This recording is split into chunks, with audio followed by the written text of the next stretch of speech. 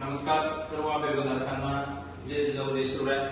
आज किंवा उद्या आपली मेरिटची यादी लागणार आहे असं सर्व प्रसार माध्यमातून समजते. तर मला तुम्हाला फक्त एवढंच सांगायचं आहे की आपण जे कट ऑफचा विषय आहे त्या कट ऑफवर कोणकोणते घटक परिणाम करतात याविषयी मी थोडंसं तुम्हाला सांगणार आहे. मला तुम्हाला 17, 22 आणि आता 25च्या अभिवृद्धीचा अनुभव आहे. तर जो कटाफवर परिणाम करणारे घटक आहे यामध्ये पहिला जो घटक आहे तो आहे बिंदू नामावली. कोणता घटक आहे? बिंदू नामावली.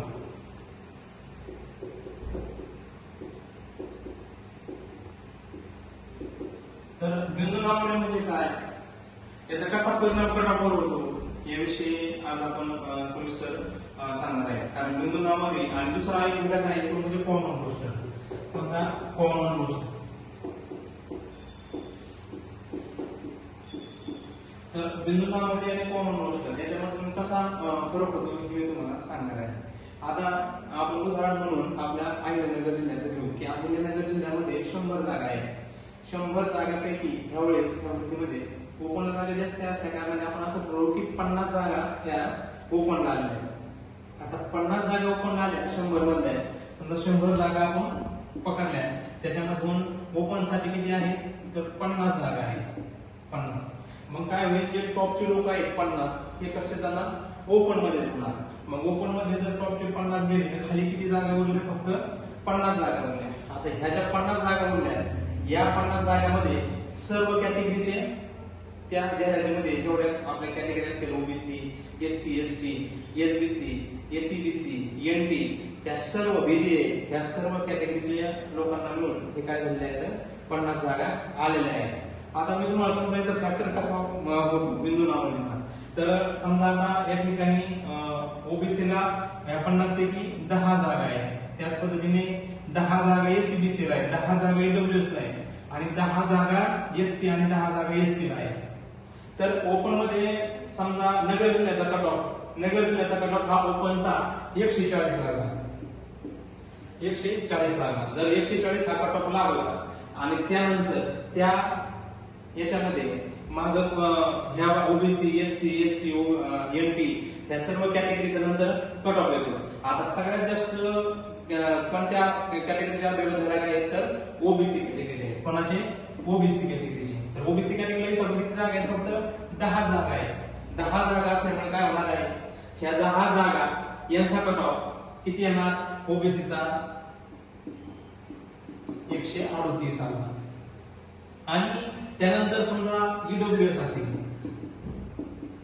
एससीबीसी असेल, यांचा कट ऑफ हा याचा 135 आला नगर जिल्ह्याचा, नंतर याचा 132 आला, एसटीचा 130 आला आणि एसटीचा 125 आला. हे फक्त मी तुम्हाला उदाहरण म्हणून सांगतोय. हे फक्त काय आहे, उदाहरण म्हणून सांगतोय. आता हा झाला कुठला? अहमदनगर म्हणजे अहिल्यानगरचा. तर याच्यानंतर काय झालं, इथं कट ऑफ किती आलाय ओपनचा आला 140 आणि ओबीसीचा किती आलाय 138, ईडब्ल्यूचा किती आला 135, एसीबीसीचा किती आला 132 आला. आता जर आपण पुणे जिल्हा परिषदेला गेलो तिथेही समजा आपण उदाहरण म्हणून 100 जागा धरल्या. तर 100 जागा धरल्यानंतर काय होणार आहे, ह्यावेळेस ओपनला जास्त जागा आहे कारणाने तिथं सुद्धा 50 जागा समजा ओपनला आहे. तर 50 जागा आहेत इथं ओपनला. तर ह्या 50 जागा ज्या आहेत ह्या ओपनच्या याच्यामध्ये सगळ्या कॅटेगरीचे लोक अभिभावक ओपन मध्ये जाऊ शकतात. 55-60 नियम यावेळेस कॅन्सल झालेले आहेत. मग आता हे 50 ओपनच्या जागेसाठी सगळ्यात अगोदर त्या ओपनच्या जागेवर आक्रमण कोण करणार आहे तर कोण? ओबीसी करणार. मग ओबीसीने समजा ह्या 50 जागेपैकी ह्या जोपर्यंत ओबीसीचं मेरिट 135 पर्यंत येत नाही, 135 पर्यंत येत नाही तोपर्यंत ओपनच्या जागा सर्व कोण खाणार? ओबीसी खाणार. म्हणजे जास्तीत जास्त जागा कोण खाणार? ओबीसी खाणार. त्यानंतर काय होईल की 135 पर्यंत ओपनच्या जागा खाल्ल्यानंतर जर ओपनचं मेरिट हे जर ओपनचं मेरिट हे जर समजा 132 असेल तर 132 पर्यंत येऊस तर ईडब्ल्यूएस, एसीबीसी हे ह्या प्रवर्ग त्या जागा खाणार. मग याचा अर्थ काय होतो की जसं तुम्ही आता म्हणताय की आमच्या कॅटेगरीला जागा नाही, ह्या कॅटेगरीला जागा नाही, परंतु ओपनला जास्ती जागा असल्या कारणाने काय होणार आहे, ज्या कॅटेगरी हाय मेरिटला राहतील, समजा नगर जिल्ह्यात हाय मेरिट राहतील, तर दुसऱ्या जिल्ह्यात दुसऱ्या कॅटेगरी जर खाली गेले असतील तर तिथपर्यंत तिथपर्यंत जाईपर्यंत काय होणार आहे, ह्या ओबीसी कॅटेगरी ओपनच्या जागा जाणार आहे. म्हणून याचा परिणाम कसा होणार, तर एकूण राज्यात जो कट ऑफ असणार आहे त्याच्यामध्ये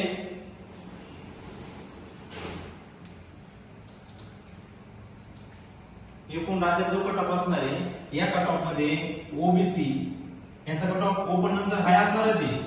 ओपनचा समजा 125 असला तर ओबीसीचा 120 असेल तर एसीबीसीचा 118, म्हणजे जास्त प्रमाणात यामध्ये फरक पडणार नाही, कारण ओपनला जास्त जागा आहे. ओपनचे बिंदू खायला कोणाला भेटतात, ज्याचं मेरिट हाय आहे ते काय करतात, ओपनचं मेरिट खातात. आता कॉमन रोस्टरचा भाग या ठिकाणी मला सांगायचं कॉमन रोस्टरचा.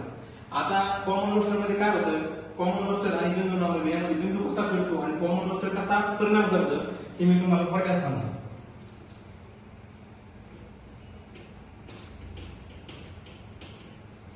कॉमन रोस्टर मध्ये समजा कॉमन रोस्टर एक संस्था आहे, उदाहरणार्थ पुणे शिक्षण मंडळ ही संस्था आहे. आपण पसंती क्रम देताना काय पाहिले, पसंती क्रम देताना शोध जिल्हा आणि कोणत्या संस्थेला जागा जास्त आहे त्या जागा देण्याचा जास्तीत जास्त अभिवादन प्रयत्न केला. आता समजा कॉमन रोस्टर मध्ये 1 ते 12च्या जागा असतात, बरोबर. आता तुम्हाला जेवढं माहिती 1 ते 5चा कट ऑफ कमी येणार आहे हे सर्वजण सांगतात, हे सत्य आहे. परंतु 9 ते 12चा कट ऑफ हाय जाणार आहे हे पण सत्य आहे. परंतु याच्यामध्ये काय होणार आहे, आता समजा 100 जागा समजा पुणे शिक्षण मंडळ या ठिकाणी 100 जागा आल्या, 100 जागा आल्या ह्या काय साठी येतं, 1 ते 12साठी.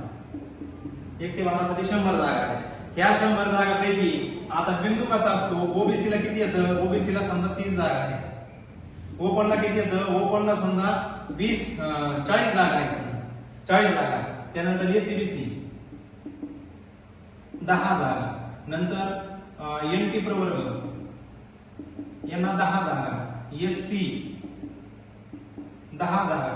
अशा प्रकारे असेल तर आता समजा 1 ते 12च्या म्हणून किती जागा आहेत, ओबीसीला 30 जागा आहेत. आता ह्या ज्या 30 जागा आहेत 1 ते 12ची म्हणून 1 ते 12ची म्हणजे 30 जागा आहेत, ह्या 30 जागा त्या पहिली ते 5वीला भरायच्या नाही, ह्या 1 ते 12ला कुठेही भरू शकतात. म्हणजे आता 9 ते 12चं मेरिट समजा 130 प्लस लागलं आणि मी 1 ते 5चा क्वालिफाईड आहे, टीईटी फर्स्ट क्वालिफाईड आणि डीएडचा विद्यार्थी, तर मी काय करणार, मी ह्या 100 जागा कोण पुणे शिक्षण मंडळाला पसंती क्रम मी दिला. परंतु जे 9 ते 12 आहे त्या कॉमन रोस्टर मध्ये आपल्याला खाली दिलंय की मॅथ सायन्सच्या जागा किती येतं, या ठिकाणी 50 जागा आहेत. त्यानंतर सोशल सायन्स मराठी ह्या विषयाला किती जागा आहेत, या ठिकाणी 20 जागा आहेत आणि 1 ते 5ला 30 जागा आहेत. अशा प्रकारे 100 जागेचं विवरण त्यांनी दिलंय. आता ओबीसीला किती जागा भरायच्या, 30, ओपनला किती भरायच्या, 40. पण आता याच्यात गंमत काय होते, समजा ओबीसी आणि ओपन यांच्या जागा म्हणून किती येतं, 70 जागा आहेत. पण ह्या मॅथ सायन्सच्या ज्या जागा आहेत 9 ते 12चा यांचा कट ऑफ ऑलरेडी किती आहे, 130 आहे. मग 130 आहे, ह्या 50 जागा ह्या ओबीसी आणि ओपन म्हणून जे 70 जागा होतात, ह्या 70चे 70 जागा 9 ते 12च्या मध्ये होणार. 9 ते 12च्या मध्ये काय करणार, हे 70चे 70 जागा पाडणार. आणि मग आपल्याला पसंती क्रम आलता, पण 1 ते 5ला आपल्याला संधीच मिळणार नाही. 1 ते 5ला काय होणार आहे, संधीच मिळणार नाही. कारण का, कॉमन रोस्टर मध्ये तुमच्या 30 जागा भरायच्या आहेत, म्हणजे भले पहिली ते 5वीला भरा, 6 ते 8ला भरा किंवा 9 ते 10ला किंवा 11 12ला भरा. मग त्याच्यामध्ये आपल्यापेक्षा जे टीईटी क्वालिफाईड नाही 9वी 10वी 11वी 12वी या विद्यार्थी काय करणार आहेत, वर्षाच्या जागा सगळ्या खाऊन घेणार आहेत. म्हणजे काय होणार आहे, मग त्यावेळेस 1 ते 5च्या जे टीईटी पात्र आणि 1 ते 5चे डीएड उमेदवार आहेत यांनी कॉमन रोस्टर न निवडता ज्या संस्थेचं 6 ते 10चं वेगळं रोस्टर आहे आणि 1 ते 5चं वेगळं रोस्टर आहे असे पसंती क्रम निवडणे गरजेचं होतं. परंतु यावर कोणी सांगणार नाही आणि कोणी सांगितलंही नाही. 1 ते 5ला समजा 1 ते 5ला एका संस्थेची 1 ते 5ची जाहिरात आहे आणि त्याच्यामध्ये ओबीसीला 1 जागा आहे आणि ओपनला 1 जागा आहे. अशा संस्था 1 ते 5च्या निवड असत्या तर मेरिट काय झालं असतं, ऑलरेडी 1 ते 5ला खाल्लेला असतं. मग याचा परिणाम काय होणार मेरिटवर, याचा परिणाम असा होणार की 130 वर 9 ते 12चे लागले, इथे 120 वाला 1 ते 5चा घरी राहणार, तर लिमिटेड पसंती कमी 50 द्यायची. मग 50 दिले, हे 120 वाला घरी राहणार आणि 115 वाला काय करणार, 115 वाला काय केलंय, कॉमन रोस्टरचं जाहिरात न निवडता 1 ते 5 ची स्वतंत्र जाहिरात निवडली, त्याच्यामुळे काय होणार, त्याचा 115 वाला नोकरी लागणार आणि 120 वाला काय होणार, घरी राहणार. अशा पद्धतीने लिमिटेड पसंतीक्रम कॉमन रोस्टर आणि विंडो नॉमिनेटचा ह्या भरतीमध्ये परिणाम होणार आहे. आणि हा परिणाम झाल्यामुळे मेरिट कोणी सांगू शकत नाही, कारण इथं असं होणार आहे 130 वाला घरी राहणार आहे आणि 110 वाला नोकरीला जाणार आहे. कारण का 110 वाल्याने 1 ते 5 चं रोस्टर निवडलंय, ज्याची जाहिरात, ज्या संस्थेची जाहिरात 1 ते 5 आहे तो त्या ठिकाणी मुलाखतीला जाऊन जाणार, त्याला मिळणार पण आहे. मग त्याने काय निवडलंय 1 ते 5, त्याने जे 110च्या खाली ज्याला मार्क आहे, 110च्या खाली ज्याला मार्क आहे, असे लोक ज्यांनी असं निवडलंय की त्यांनी जाहिरात निवडताना त्या संस्थेचं रोस्टर हे 1 ते 5 आहे, 1 ते 5 ची स्वतंत्र जाहिरात आहे, हे एक मुद्दा पाहिला. दुसरा मुद्दा काय पाहिला की ती संस्था 100% अनुदानित नाही, ती 40% आहे किंवा 60% आहे किंवा 20% आहे. हे काय होणार, यांना सुद्धा काय मिळणार, चान्स, संधी मिळणार. आणि 110च्या खाली अजून त्यामध्ये त्यांनी स्वजिल्हा निवडला, समजा अहिल्यानगर, पुणे, नाशिक हे क्रीम जिल्हे आहेत, तिथं मेरिट हाय जातं, त्यांनी काय निवडलं, पालघर निवडलं, गडचिरोली निवडलं. तर या ठिकाणी जे 110 च्या खाली लोक आहेत यांनी अशा पद्धतीने जाहिरातीचा अभ्यास केला. रोस्टर 1 ते 5 आहे म्हणजे 1 ते 12 नाही, कारण ऑलरेडी 1 ते 5 विदाउट मेरिट खाली आलेलं आहे, 120 वर आलंय आणि याचं 9 ते 12चं विदाउटचं मेरिट 135 आहे, 140 आहे. मग तुम्ही कॉमन रोस्टरचे जर जाहिरात निवडली तर तुमचे बिंदू काय झाले, 9वी ते 12वी वगैरे खाऊन टाकले. तुम्हाला ओबीसीला जागाच खाली 1 ते 5 ला शिल्लक राहिली नाही, खाली जागा एससी राहिली, त्यांचं मेरिट खाली येणार आणि तुमचं मेरिट काय होणार, तुम्हाला तिथं संधीच मिळणार नाही, 120 वरच राहणार. तुम्हाला संधीच मिळाली 130च्या पुढचे 9वी ते 12वीचे लोक लागून गेले. त्यावेळेस तुम्ही असं निवडलं असतं तर तुम्हाला संधी मिळणार. म्हणून ह्यामध्ये कसं होणार, मेरिट कसं लागणार, तर 110 वाला नोकरी लागणार आणि 130 वाला घरी राहणार, 125 वाला घरी राहणार. विदाउटचं मेरिट पण कसं असणार, काही जिल्ह्यात कमी असणार. काही लोकांनी काय केलं की मला मिळालं पाहिजे, जिल्ह्यात मिळालं पाहिजे, पण त्या पद्धतीचे मार्क सुद्धा पाहिजे. कट ऑफ वर 140 प्लस मार्क असले तर ते त्या ठिकाणी लागणार. आता त्यानंतर तुम्हाला अजून एक महत्वाचा प्रश्न आहे की आपल्या भरतीमध्ये जे मुलांना मार्क मिळाले, या मार्कामध्ये सगळ्यात जास्त प्रमाण महिलांचं आहे, महिलांचं आहे, महिलांचं प्रमाण जास्त आहे. मग आता याच्यामध्ये मी हसायचे, महिलांचं मेरिट कसं लागणार, तर महिलांचं मेरिट असं लागतं की समजा आता 100 जागा आहे, 100 जागेची जाहिरात आहे, तर 100 जागा भरायच्या, किती जागा भरायच्या, 100. मग ते काय करणार, जे टॉपचे 100 आहेत ते उचलून घेणार, ते 100 लोक टॉपचे निवडले. याच्यामध्ये जर 30 महिला आहेत, समजा 100 जागा निवडल्या, 100 जागाचं हे किती, 140 प्लस 100 लोक निवडले, 140 प्लस 100 लोक निवडले. आणि आता 140 प्लस 100 लोक निवडल्यामुळं त्याच्यामध्ये 30 महिला आल्या, तर महिलाचं मेरिट 140, मेलचं पण आणि फिमेलचं पण मेरिट 140 असा बरोबर असतो. परंतु जर ह्या 100 मध्ये महिला ह्या 20च आल्या, किती आल्या, 20च आल्या, 80 पुरुष आले, तर त्यामध्ये 10 पुरुष काय होतात, बाहेर पडतात. 10 पुरुष काय होणार, बाहेर पडणार आणि 20 प्लस 10 महिला याच्यामध्ये काय होणार, इन होणार. मग ह्या 10 महिला त्यामध्ये इन झाल्या, 140 चे मेरिट आहे, 140 चे 100 लोक घेतले, तर काय झालं, 10 पुरुष माग बाहेर पडल्यामुळं पुरुषांचं मेलचं मेरिट झालं 142 आणि महिला 10 इन झाल्यामुळं फिमेलचं मेरिट झालं 138. अशा प्रकारे होणार. परंतु आता एकूण भरतीमध्ये 65 ते 70% जास्तीत जास्त मार्क असणारे कोण येतं, महिला आहेत. मग त्याच्यामुळे महिला आणि मेल आणि फिमेल मध्ये खूप मोठा फरक पडेल असं होणार नाही.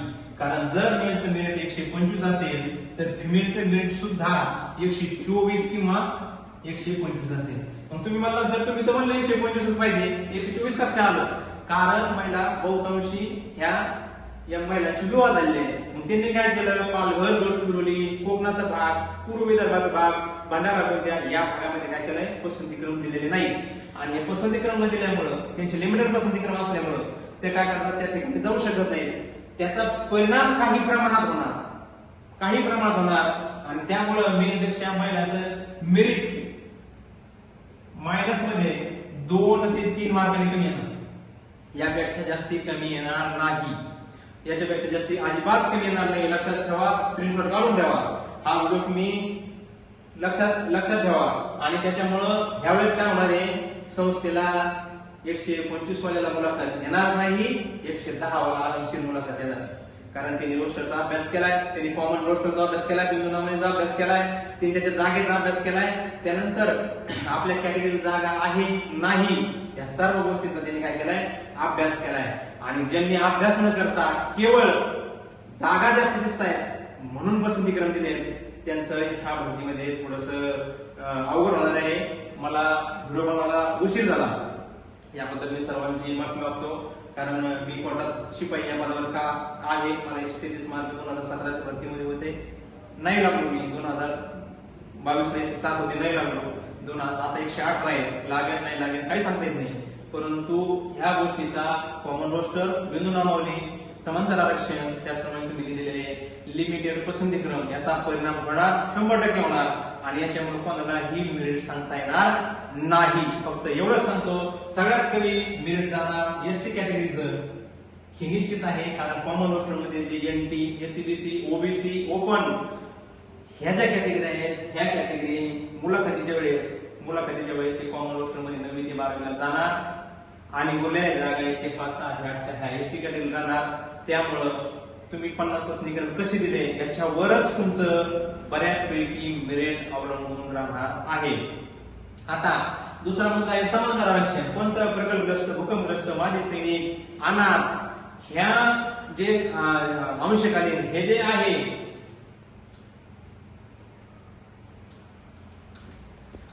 हे समांतर आरक्षणाचं मेरिट किती असणार, ते समांतर आरक्षणाचं मेरिट असणार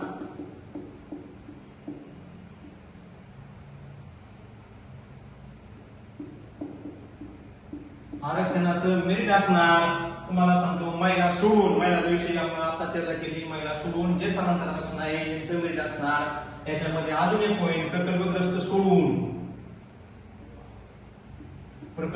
सोडून जे काही समांतर आरक्षण आहे हे शेवटच्या उमेदवार अगदी 20 मार्कावर जरी असला तर तो नोकरीला लागणार आहे. शेवटचा उमेदवार जर 20 मार्कावर असला तरी सुद्धा तो नोकरी लागणार आहे. तो भूकंपग्रस्त असो, तो माजी सैनिक असो, तो अंशकालीन असो, अनाथ असो, हे सर्व लोक नोकरीला लागणार आहेत. मी नव्हे तर यांच्या जागा शिल्लक राहणार आहेत. यांच्या जागा काय होणार आहेत, शिल्लक राहणार आहेत. आणि प्रकल्पग्रस्त सुद्धा जवळपास सगळेच नोकरी लागणार आहेत. त्याला कारण आहे, प्रकल्पग्रस्ताला 2017ची भरती, 2022ची भरती, याच्यामध्ये प्रकल्पग्रस्त तुम्हाला नोकरी घेताना फक्त एकदाच वापरता येतं. आणि याच्यामुळे काय होणार आहे, तुम्हाला ते एकदा वापरता आलेलं असल्या कारणाने ह्या भरतीमध्ये त्यांना ज्यांनी वापरले ऑलरेडी दुसरीकडे कुठं बी शिक्षक भरती किंवा अजून इतर भरतीमध्ये त्यांनी प्रकल्पग्रस्त प्रमाणपत्राचा वापर केला, नोकरी घेतली, त्यांना दुसऱ्यांदा प्रकल्पग्रस्त प्रमाणपत्र वापरता येणार नाही. म्हणून त्यांचं जेवढे काही थोडेफार उमेदवार शिल्लक असतील, किती आहेत मला माहित नाही, पण जे काही शिल्लक असतील ते सर्व नोकरी लागणार आहेत. त्याच्यामुळं समांतर आरक्षणाचा विषय नाही, त्यांनी विचारूच नाही की ते आमचं मेरिट किती देणार. तुम्ही आहे ना, तुम्हाला 100% नोकरी लागणार. जर तुम्ही 100 पसंतीक्रम दिले असतील विदाऊटचे तर, आणि 50 पसंतीक्रम तुम्ही विथचे दिले असेल तर, तुम्ही पसंतीक्रम दिले तर तुमचं 100% काम होणार, म्हणजे निश्चित होणार. परंतु मी तुम्हाला अजूनही सांगतो, कॉमन रोस्टर मध्ये मुलाखतीचं मेरिट ला आता जो कॉमन रोस्टर बिंदू नामावलीचा खाना फाटका मुलाखतीला बसणार आहे. आणि मुलाखतीच्या मेरिट एवढे काय होणार आहे, ज्यांनी मोठमोठ्या जागा पाहून 1 ते 12चं रोस्टर पाहिलं आणि या रोस्टरनुसार त्यांनी पसंतीक्रम देऊन टाकले, त्यांना मात्र मुलाखती